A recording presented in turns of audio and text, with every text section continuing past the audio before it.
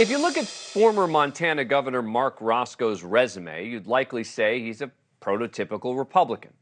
Racicot's an Army JAG Corps veteran, Republican Attorney General of Montana from 89 to 93, then the two-term Republican governor of Montana from 93 to 2001. He even served as chair of the Republican National Committee from 2001 to 2003.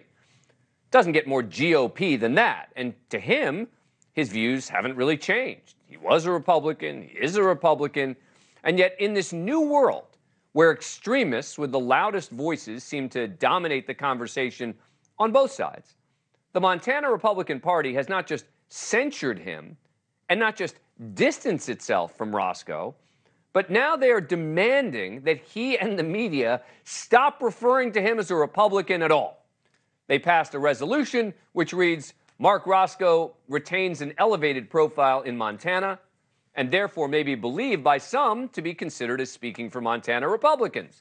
The elected representatives of the Montana GOP therefore resolves to make it known that Marc Racicot is not considered by the Montana GOP to be a Republican. The Montana GOP will make this resolution known to Racicot and to the media to stop referring to Racicot as a Republican. Now, Marc Racicot will join us in a minute, but the truth is he's not the first, even somewhat moderate Republican that's been rebuked by extremist legislatures for not being far right enough. The Texas Republican Party rebuked Senator John Cornyn for daring to help lead bipartisan negotiations on gun control legislation. Republican moderate Susan Collins was rebuked by Republicans in her home county of Kennebec County in Maine. Representatives Liz Cheney and Adam Kinzinger, of course, were both censured by the RNC for their participation in the January 6th committee.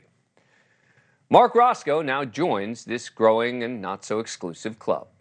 And the former Montana governor and former RNC chair joins us now. Marc Racicot, welcome back to the program. Appreciate it. All right, so, what do you make of the fact that the party is basically saying to you, you're no longer welcome here? Well, much as you describe it, it's absolutist in its expectations of total conformity to at least a right-wing, if not far right-wing, agenda.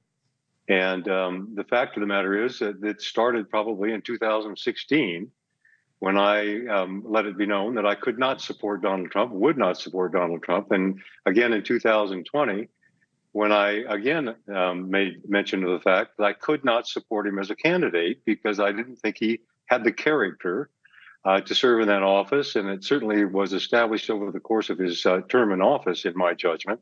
So that's where it began. And those who served as acolytes to Donald Trump, I told them as candidates I would not support them because I was not going to be a part of something to enable him to continue to try and break apart the United States of America in the way that he did when he was in that office. So it was a series of different things, Dan, over a course of time. And as a consequence, for me, the hierarchy of values here is country, state, party. And frankly, if something conflicts with either the best interest of my country or my state, then I'm going to have to err on the side of following my conscience and voting for the public good of both my country and my state of Montana. But to be clear, if Donald Trump is not the Republican nominee, for example, in 2024, and it's another Republican candidate, would you expect that you would likely end up supporting that other Republican in 2024? Well, not knowing, of course, hypotheticals are always dangerous, as you well know. And I have no predilection to do anything different than that, but I'm going to make a judgment on the basis of the quality of character of the candidate and of their agenda and whether or not it makes good sense for the people of this country. And if at the end of the day, my judgment and my conscience dictate otherwise, I'll vote for a candidate other than the Republican candidate, just simply because that's how I've come to understand I have to resolve what I think is right and to make certain I do what I think I should be doing in my own conscience. So, I don't have any predilection to do anything different, but nonetheless, if it presents the same circumstances with an extremist candidate, then I'm not going to be in support of that candidate. Yeah, thank you for watching. Go to newsnationnow.com to find NewsNation on your cable provider.